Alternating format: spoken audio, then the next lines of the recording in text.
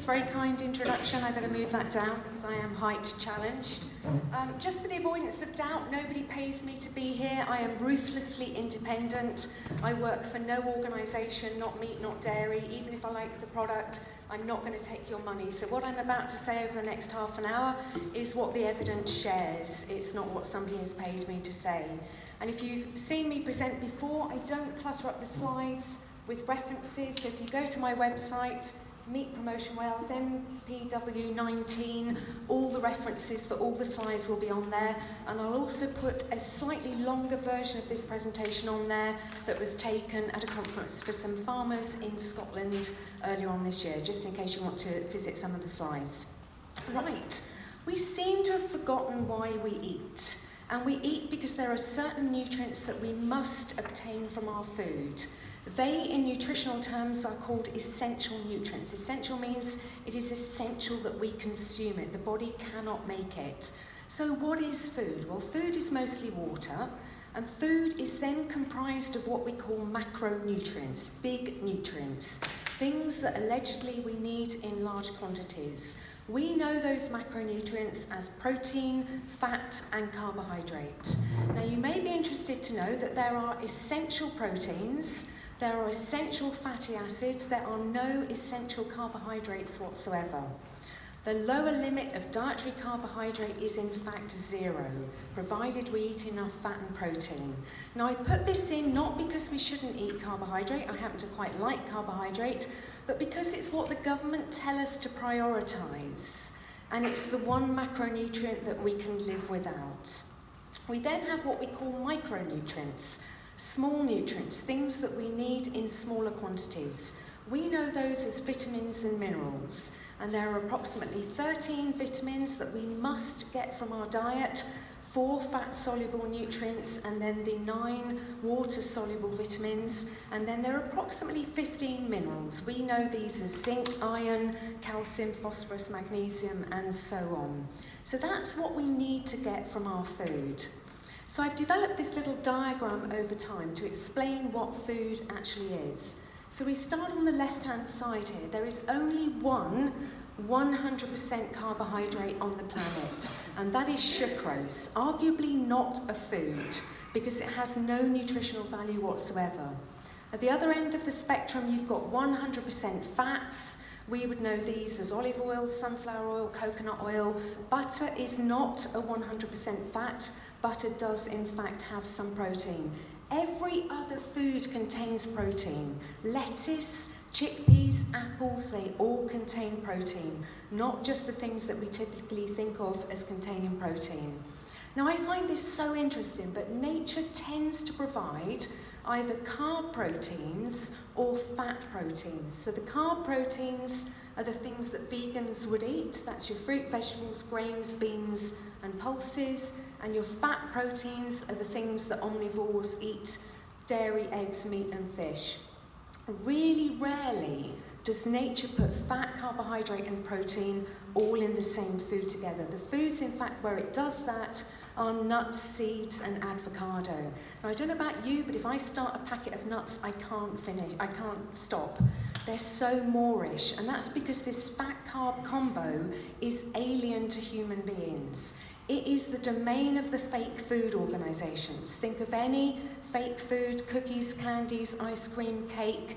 That's the fat-carb combo that we find irresistible. We start, we can't stop. They know what's going on there. Now, this is really interesting because as you move closer to the centre, you start to get a little bit more of the fat here, and as you move closer to the centre on this side, you start to get a little bit of carbohydrate. So dairy, for example, does have a trace of carbohydrate. Fluid dairy will get up to about 10% carbohydrate. But that tells you basically what food is made up of. Now, where you find those essential things, the essential amino acids that we must consume, the essential fatty acids that we must consume, we find them in animal foods. And I should probably also confess that I was a vegetarian for 20 years. And when I started studying nutrition, and I mean studying it, not being taught it, because what people are taught in the field of nutrition is shockingly bad, you suddenly realise that you're wrong to be vegetarian because the most nutritious foods occur in this category. So a little bit about fat. We've done a little bit about food in general. What is fat? Well, there are 3 fats. We won't get into trans fats. That's the domain of the fake food manufacturers. There are 3 real fats found in real food. And they are called saturated fat, monounsaturated fat, polyunsaturated fat. I'd like to call them stable fat because saturated is the most stable fat. You can see here, if you remember your chemical structures, that you've got all the hydrogen atoms accompanying the carbon atom chain in the middle. Here you've got a monounsaturated fat, so you have one gap, you have one double bond where some of the hydrogen atoms are missing, and in the polyunsaturated fat that can happen in more than one place. So that's your most stable fat. That's the best fat to cook with. Best fat to cook with is the highest in saturated fat. That would be things like butter and lard. It's not the vegetable oils that our dear government tell us to cook our food in. They become very unstable at high temperatures, mutate, and quite possibly cause serious illness. Now, some really interesting facts about fat. First of all, every single food that contains fat contains all 3 of those fats. There are no exceptions. They demonize saturated fat as if somehow you can consume a food that does not contain saturated fat. Another interesting fact about fat is that you will struggle to find a food that doesn't contain at least a trace of fat. Next time you get blueberries from Waitrose, look at the nutrition information on the side and you will see a trace of fat and therefore a trace of saturated fat, because that principle universally holds. A second interesting fact about fat is that the only food group that has more saturated than unsaturated fat is dairy products. Not that saturated is bad and unsaturated is good, but just to set the record straight. As we will see in a second, meat, eggs, all the things they demonize in the name of saturated fat, they are wrong to do that. So this little postcard here, and my husband has some of these with him if any of you want to take this away. You now know from those 2 facts about fat all that you need to know to answer this question, which is which of these products contains more saturated than unsaturated fat? So you have steak, you have eggs, you have oily fish, mackerel, lard, almonds, olive oil, and low-fat milk. And the answer is the low-fat milk, because remember, only dairy has more saturated than unsaturated fat. So they like us eating low-fat milk. They also tell us to eat oily fish. But quite interestingly, oily fish can have twice the total fat and 1.5 times the saturated fat of the red meat that they tell us not to eat in the name of fat. So on this slide we have the first number is the total fat per 100 grams of the product, so it's automatically a percentage. The second number is the saturated fat per 100 grams of the product, so that is a percentage as well. So twice the total fat, 1.5 times the saturated fat, but they tell us to have that and not this. They tell us to have olive oil. They call it the elixir of the Mediterranean diet. Well, that has 14 times the total fat of the steak and 7 times the saturated fat. But you wouldn't eat 100 grams of olive oil, so they say no. But 1 tablespoon of olive oil has more saturated fat than a 100-gram pork chop. When you know something about nutrition and you know something about the composition of food, what we are being advised to eat is absolutely absurd. Now that we're looking at steak, and we have a lot of beef producers in the room, let's look at what steak is really full of, because they say some really stupid things about steak. One of the first things that they say about red meat, steak, saturated fat, fat, whatever it is they're trying to attack, they say it will clog up your arteries. Now, I can only work out one way in which any of these substances can clog up your arteries, and that's if you intravenously inject it. Otherwise, rest assured, your dietary system is completely separate to your blood system, and it cannot leap out of your gut and somehow miraculously end up in your arteries. And yet you would think it could if you listen to dietitians or public health advisors. And the other thing that they say about steak is that it's full of saturated fat. Well, let's see. Steak is mostly water, 71% water before we cook it.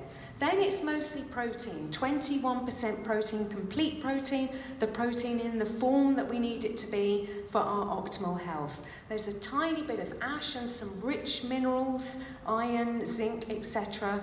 Then we have the fat, which is about 7% of that steak. The reference for that slide will be on my site. And of that 7% steak, you saw it on the last slide, just 2 of those 7 percentage points are from saturated fat. So let's have a quick look at lamb, because lamb is even more tasty than beef, because lamb is a more fatty meat. And believe me, in the world where I speak at conferences, if you've heard of things like ketogenic diets, low carb, high fat, we are your friends, you are our friends. Because the guys at those conferences are trying to eat the fattiest meat that they can lay their hands on. Well, lamb is still mostly water, 66% water, very high in protein again, 18%. You've got more fat, but it's still only 15%. It's still less than the protein, so still fat is not the main thing that it is, and about half of that is saturated fat. So they don't know what they're talking about when they attack us for meat or our dietary fat. So what are we told to eat? Well, I call this the Eat Badly Guide. I'm renowned at Public Health England. I think they build effigies of me for calling their Eat Well plate. I either put it in inverted commas or call it the Eat Badly Guide. This is the problem for the 2 people who talked about education in schools, the gentleman over there and the gentleman over there whose wife is a teacher, because this is what is embedded in the curriculum. Now look hard and see if you can spot any red meat on that chart, and you will fail to do so. So with this being embedded in the curriculum, this is what our children are being taught is healthy eating, and it is anything but. They're trying to get us to base our meals on starchy foods, and they're still quite happy for us to have junk in our diet. There used to be a can of Coca-Cola on this Eat Badly plate. They updated it to this Eat Well guide in March 2016. It is not advertising the most healthy products. Now, when this was issued, they issued 5 menus at the same time, and they took those menus down very quickly, but not before I'd had the chance to analyse them. And I analysed every single line item. And when I tell you that meant including things like tea cakes, chocolate digestives, fruit loaf, apple crumble, and sorbet, you will know just how bad our national public health eating advice is. And believe me, anything that England does, it's a shame the minister is not still here, because Wales, Scotland and Northern Ireland just follow. We need to ditch this plate. We need to devolve ourselves from English public health advice, because it is shockingly bad. So when you put all those menus into a calculator, they are even higher in carbohydrate than we have previously advised people to follow. So they're at about 19% protein, which is pretty normal for the protein intake across any natural diet. The fat intake is catastrophically low at 16%. The carb intake is absurdly high at 65%. Some of the menus went up to 70% in carbohydrate. By default, therefore, this diet is nutritionally deficient. And I have published articles on this in the BJSM pointing out the conflicts of interest behind this, we'll come to those, and also the nutritional deficiencies. So it provides approximately 1/4 of the retinol, vitamin A, that we need, 1/4 of the vitamin D, less than half of the vitamin E, and it's also deficient in calcium. All of those facts, by the way, are borne out in the Family Food Survey publications, which have been issued every year since 1940. You go to the 100-page report and it will confirm that as a nation, the UK is deficient in all of those nutrients. Instead of issuing a national emergency, forget a climate emergency, issue a nutritional emergency, saying we are catastrophically low in dietary fat. We need to eat more meat, more eggs, more oily fish and more dairy. They continue to demonise those products. The Eat Lancet report that came out in January of this year, where they actually wanted us to have 4 times as many calories from pure sugar with no nutritional value whatsoever than in the combination of the red meat, oily fish, eggs and dairy products. Absolutely insane. Also nutritionally deficient in retinol, vitamin D, calcium, iron, especially for females, essential fatty acids, vitamin K, potassium, sodium, B12. What are we doing to our national populations? So we're going to look quickly now at what constitutes evidence in the field of nutrition. And at the very top of the tree, we have something called systematic reviews and meta-analysis. I'm going to ignore everything down here. You will see animal studies, ignore them. You'll see case reports, you'll see opinion pieces. This is where you want to start getting into nutritional evidence. So very quickly, a cohort study would be something where, for example, we would take a population. One was done in Caerphilly in Wales, one of the most famous population studies in the world, and you follow the town of Caerphilly over time. You recruit as many different people as you can. You look at, do they exercise, do they smoke, what do they eat? And then you follow them over time to see who goes on to develop different diseases. And that's how we establish associations, but they're only associations. So we can observe, for example, that people who don't exercise tend to get more heart disease. But it doesn't mean that one causes the other. It's just something we need to investigate further. This is when we start getting into real evidence, and this is where we do something like an intervention trial. So this would be where we would take one half of the room, and the other half of the room you would have been randomly allocated to those halves. This group have an omnivore diet, for example. This group have a vegetarian diet, and then at the end of a year we would look at certain markers to see if we'd made a difference to those populations. And then at the top of the tree we have where those studies are pulled together. So we get all the evidence. We don't cherry pick one study. If a vegan responds to you on social media with one study, it's been cherry picked. Ask them for the meta-analysis of all the randomized controlled trials in that field. They will not give it back to you because it won't tell you what they want you to tell you. So let's start looking now at dietary fat, the evidence against dietary fat. And this is my core territory. This is what I did my PhD in. The dietary guidelines that were introduced to restrict total fat, to restrict saturated fat. What was the evidence for that restriction? Now my thesis, the first paper, looked at the intervention evidence at the time and found that there was no evidence whatsoever. It didn't matter what interventions were done, reducing fat, swapping out one fat, putting in another fat, it made no difference whatsoever to deaths or heart disease. Looking at the population studies at the time, no difference whatsoever. Looking at the evidence available today, bringing it up to date, no difference whatsoever, and the same for the epidemiological studies. So this is actually my pinned tweet where I put all the key papers from my PhD, and there's a summary article that said those dietary fat guidelines that have us eating so little fat, demonising red meat, eggs and dairy, and have us eating so much carbohydrate, they had no evidence base whatsoever. So where do we go next for public health dietary advice? And I'm not alone in coming to that conclusion. So 7 teams of researchers have looked at the evidence against dietary fat. Those are the names of the people, those are the years in which they did their studies.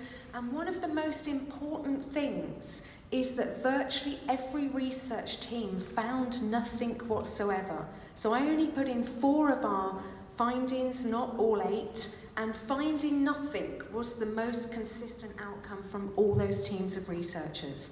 So out of 40 findings, nothing has been found against fat. Why is that not widely known? Why is that not the headline? Why is that not what the newspapers are reporting? If we look at the 3 findings, one was against trans fats.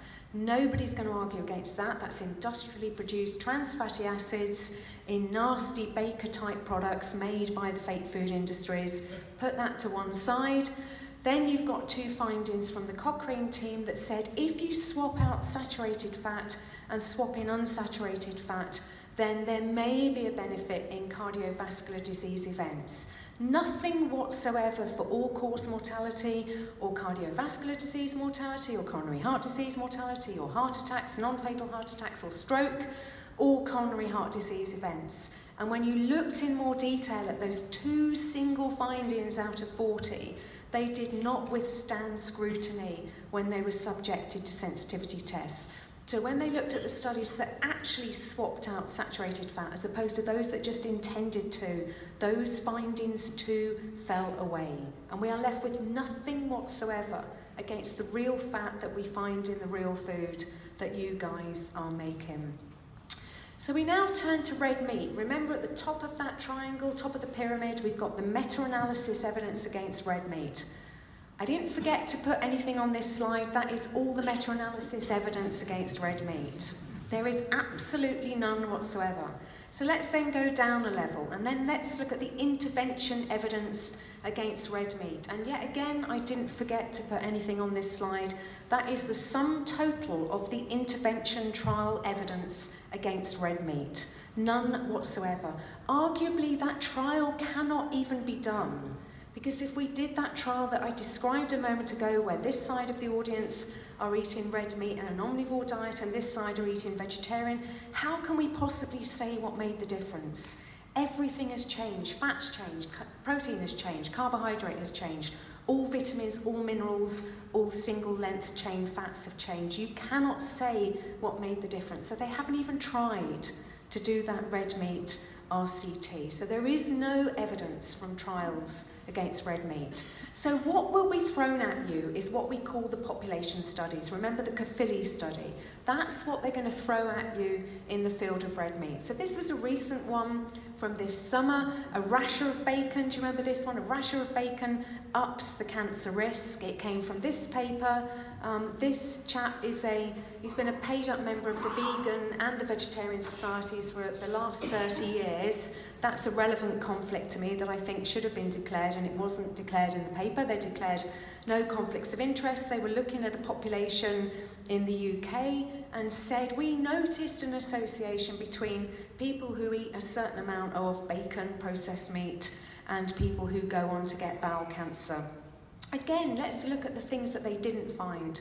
They found nothing whatsoever for bowel cancer in poultry, bowel cancer in fish, bowel cancer in dairy. That's quite handy. If you ever need a study to say there's no issue with bowel cancer in dairy, that's the one. Bowel cancer in red meat, nothing whatsoever. It was just down to this processed meat thing. So when you look at it in detail, because there are always three flaws in epidemiology. The first one, as I said, it's association, it's not causation. Just because somebody supports Man United and wears red socks, it doesn't mean that one causes the other. And in this particular study, they claimed that there was a 19% association with people who ate 25 grams, there's your one rasher of bacon a day of meat, versus people who didn't eat any. The second major flaw of epidemiology is that they will always put on that relative risk. The absolute risk is usually tiny. So the absolute risk difference in this paper, wait for it, was 8 cases per 10,000 people in 6 years, which was approximately 1 in 10,000 in a year, eating a rasher of bacon a day, even if it were causal. And it hasn't been proven to be causal. Is there any average person in the street who would give a Castlemaine 4X for those kind of odds? They just wouldn't care. And then you've got the unhealthy person confounder. Because what is the type of person who eats processed meat? They go to McDonald's, they eat hot dogs, they're therefore also eating white breads and buns and ketchup and probably a fizzy drink and probably a milkshake. And the paper confirmed that they're more likely to be older smokers, drinkers, more likely to be overweight, higher body fat, more likely to be using steroids, less likely to be eating vegetables, and so on and so on. So was it the bacon? Or was it maybe the smoking or the drinking or the lack of exercise or being overweight? That is what epidemiology is all about. So when the vegans throw the studies at you, I guarantee it will be epidemiology. Come back and look at that slide and say there's 3 flaws and you're not doing what you should be doing. So what should we eat? Well, let's follow the evidence. First of all, is it too much to ask that we should just eat real food? We shouldn't need to call it real food. It's what you make. It comes from farms. It doesn't come from factories. Then we should choose that real food for the nutrients it provides. And the third principle, and if you just follow these 3 principles, Wales could be slim, diabetic-free, today is World Diabetes Day, and healthy. Eat a maximum of 3 times a day. I have a saying, unless you are a cow or want to be the size of one, stop grazing. We eat the whole damn time and it's got to stop. 3 times a day maximum. Second principle, choose that real food for the nutrients it provides. Well, remember where we find the complete protein and the essential fatty acids. That is where we need to be prioritising our intake from a macronutrient perspective. And now from a micronutrient, vitamins and minerals perspective, on the back of this postcard, We have foods that I know to be super healthy. Liver, this is chicken liver, lamb's liver would be very similar, or pig's liver. You have a red meat in a steak, eggs, apples, brown rice, and then what they call the rock stars of the vegetarian world, the lentils. And what I've put on is calories and vitamins on this chart, and just very quickly in red, you can see the winner in each row. So brown rice wins on calories, that's probably not the one you want to win on, but then look at liver, absolutely clean up on everything else. Most nutritious single food on the planet bar none, liver. No debate, contest over. Oily fish, very, very useful for vitamin D. Broccoli is pretty handy for vitamin C, but hey, who knew that liver has 4 times the vitamin C of an apple? Not many people know that. We go to minerals. Now this is where the vegan food should do quite well, because the plant foods come from the ground and that's where we find the minerals. So sure enough, you start to see a couple in red, you start to see brown rice and lentils doing okay in the mineral world. I wasn't going to have any of that, so I put in my personal favourite food after red meat, which of course is extra high cocoa content dark chocolate. Cocoa is the only plant food that we need to be eating on top of the meat, fish, eggs and dairy and green things, because cocoa then wipes the floor with all the other products. So eat dark chocolate, eat red meat, don't bother with the things that come from the trees and the ground.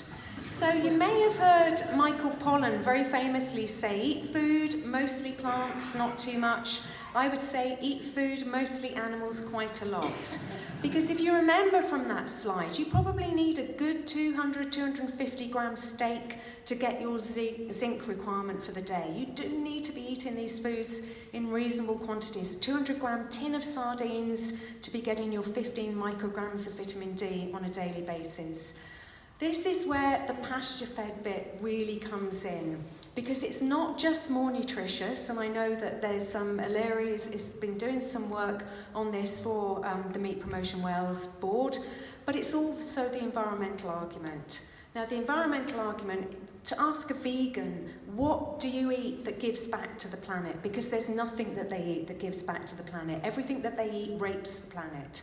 The food group that gives back to the planet is ruminants. So it's beef, lamb, dairy, goats in certain countries. Those are the animals with the unique stomach system that is regurgitating the microflora on the land, hosting the microflora, putting it back onto the land. That's how we preserve topsoil. Without topsoil, all bets are off. We have no more natural ability to feed the planet. And yet they're attacking the red meat in the name of planet health. One of the reasons I stopped being vegetarian was because of the planet health.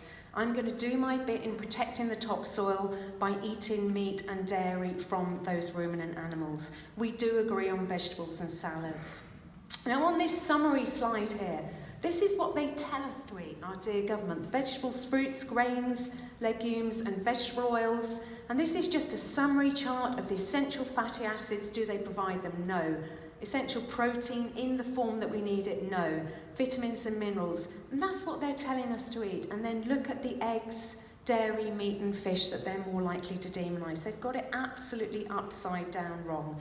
Now, why could this possibly be the case? Now, these are just some of the organisations behind that Eat Well guide. And think of any fake food organisation, any fast food organisation, it will be somehow involved with that guide, because those organisations are just some of the organisations behind one of the organisations that was a member of the panel. So Public Health England appointed 11 panel members to come up with that new Eat Well guide.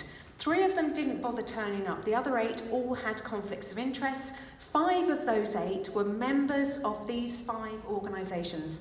British Nutrition Foundation, don't be fooled by the name. That's where all of these organisations come from. They're the who's who of the fake food industry. So those are the organisations who have designed the plate, and you're wondering why your children are being taught to have cereal instead of eggs for breakfast and pasta instead of red meat for dinner. The Eat Lancet diet, the conflicts abound there as well. Those are the organisations behind Eat Lancet.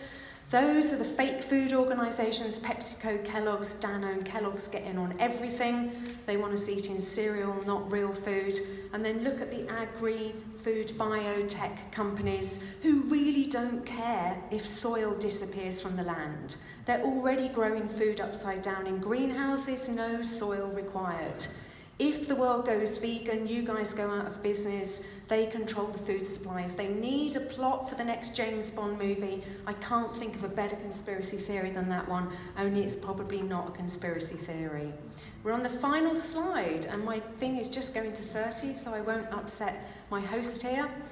I remember going to a conference once and one of the speakers saying, so why is it that it's only human beings queuing up at the doctor, phoning at 8:30 to get the appointment? The giraffes and the elephants and the lions and all the wild animals are not doing that. So we seem to be the only chronically sick animal on the planet, said Barry Groves. And as I was driving home from the conference, I wondered, is that because we're the only species clever enough to make our own food and stupid enough to eat it? Thank you very much for listening.